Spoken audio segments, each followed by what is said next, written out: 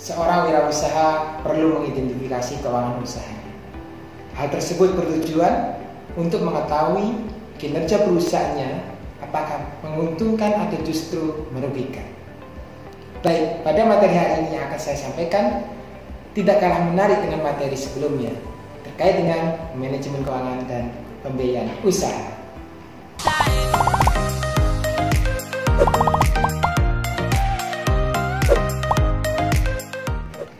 Assalamualaikum rekan-rekan, apa kabar hari ini? Semoga rekan-rekan dalam keadaan baik-baik saja ya. Tetap bersama saya, Pak Ulum. Saat kita akan memulai suatu usaha, maka kita harus merencanakan terkait dengan bagaimana sistem keuangan yang baik. Hal tersebut bertujuan dengan adanya sistem keuangan yang baik dapat berdampak positif terhadap jalannya usaha yang akan kita realisasikan. Seiring berjalannya suatu usaha, akan terlihat pula apakah sistem keuangan yang kita siapkan itu memang sudah memadai atau belum. Nah, maka dari itu, sebagai seorang pebisnis pemula, alangkah baiknya Anda harus bisa mengakomodir atau menganalisis terkait dengan keuangan Anda dan pastikan Anda harus memisah antara keuangan perusahaan dengan aset pribadi. Menurut para ahli, manajemen keuangan adalah penerapan fungsi perencanaan dan pengendalian fungsi keuangan. Itu menurut Howard dan Upton. Sedangkan menurut James Van Horn, yaitu manajemen keuangan adalah segala aktivitas yang berhubungan dengan akuisisi, pendanaan, dan pengelolaan suatu aset dengan tujuan yang menyeluruh. Sehingga dapat saya simpulkan, manajemen keuangan itu merupakan suatu perencanaan, pengendalian, pendanaan, serta manajemen aset dengan tujuan secara menyeluruh. Ingat, tujuan dalam manajemen keuangan adalah to maximize the value of the firm, meningkatkan nilai perusahaan.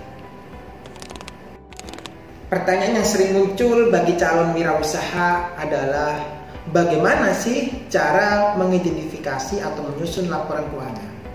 Maka di sini saya akan berbagi tips dan trik bagaimana cara menyusun laporan keuangan ataupun menganalisa terkait dengan manajemen keuangan itu sendiri.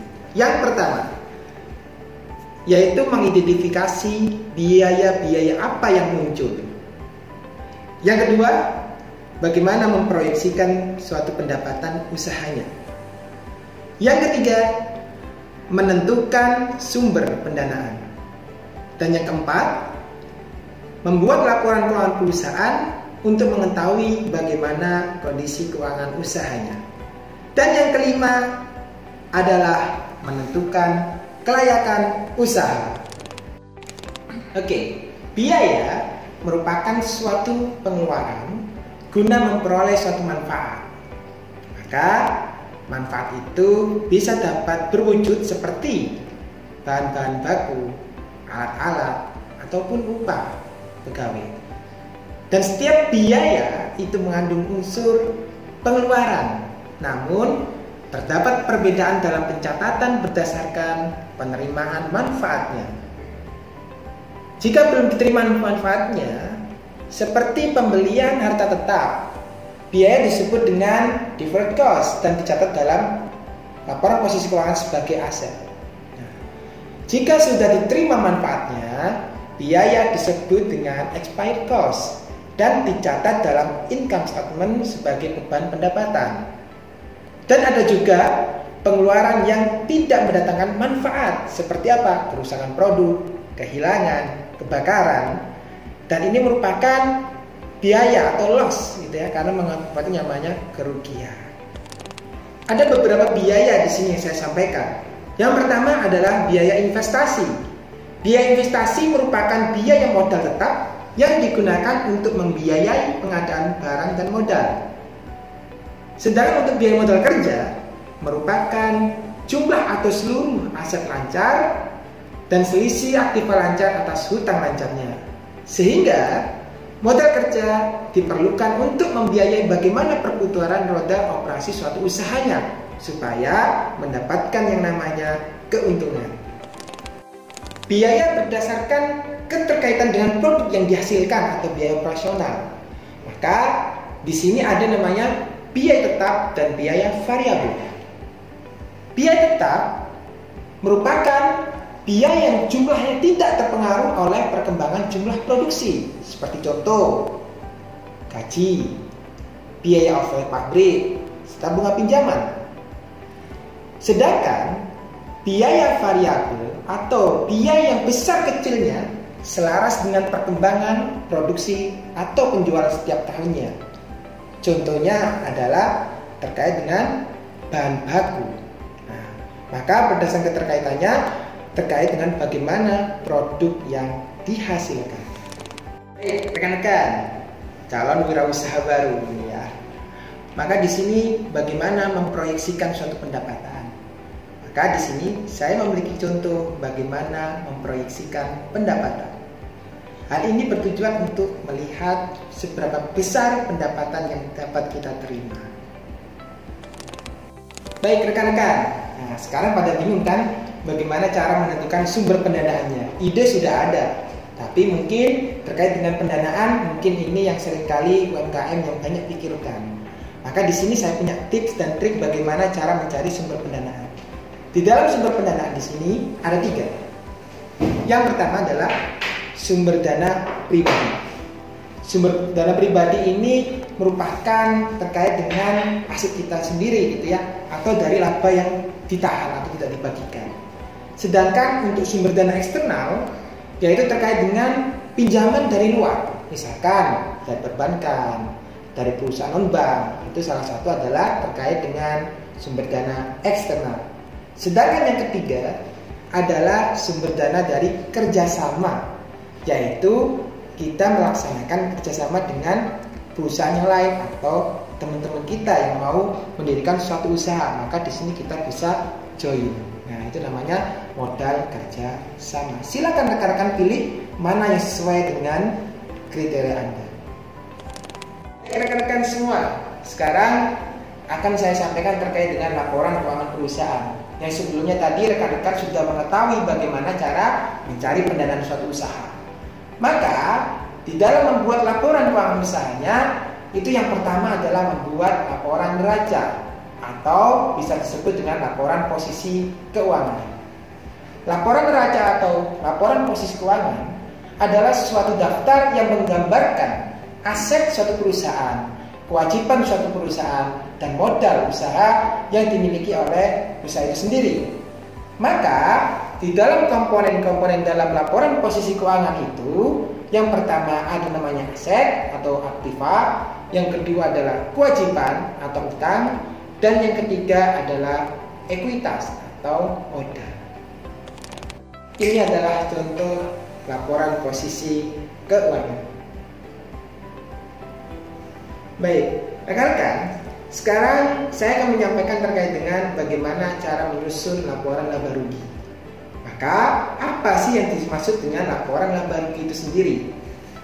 Laporan laba rugi merupakan terkait dengan hal-hal yang kaitannya dengan kinerja perusahaan dalam upaya mencapai tujuan selama periode tertentu.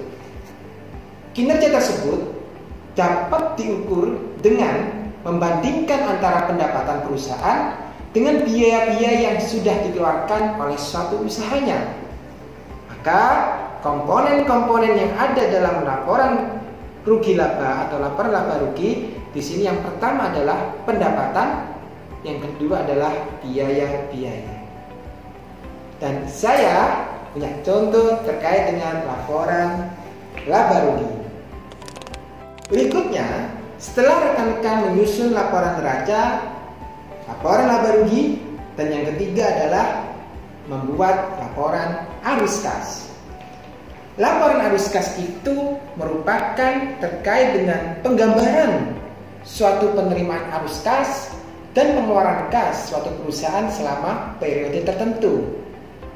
Maka komponen utama dalam arus kas itu sendiri ada 3. Yang pertama yaitu arus kas operasi atau arus kas operasional yang sifatnya seperti itu. Yang kedua adalah arus kas investasi. Dan yang ketiga adalah arus kas pendanaan. Dan ini adalah contoh laporan arus kas. Baik rekan-rekan, yang terakhir yang saya sampaikan adalah bagaimana cara kita menilai usaha kita itu layak atau tidak untuk dijalankan. Maka yang pertama, rekan-rekan harus menentukan berapa break even point-nya atau titik impasnya.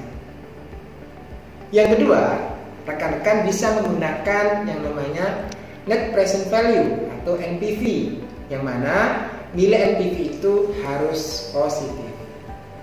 Dan yang ketiga adalah rekan-rekan bisa menggunakan profitability index atau PI. Nah, maka di sini ketika usaha itu layak, maka PI itu minimal lebih dari 1. Dan yang keempat, rekan-rekan bisa menggunakan yang namanya internal rate of return, yang mana di situ kita akan mengkaitkan terkait dengan bunga pinjaman yang ada di bank. Itu adalah konsep bagaimana cara menentukan kelayakan usaha. Rekan-rekan bisa memilih dan masih banyak lagi untuk menentukan bagaimana menentukan kelayakan suatu usaha kita yang akan kita jalankan. Baik, rekan-rekan, di sini kesimpulan materi hari ini bahwasanya di dalam suatu usaha perlu mengidentifikasi manajemen keuangan usaha kita. Hal tersebut bertujuan untuk apakah usaha yang kita dirikan itu mendatangkan suatu keuntungan atau justru mendatangkan kerugian. Maka pesan saya, kesuksesan itu bukan soal usia, bukan soal modal besar, bukan soal siapa yang paling pintar di kelas, tapi sukses datang melalui kerja keras, jaringan yang luas, attitude yang baik, dan motivasi yang kuat.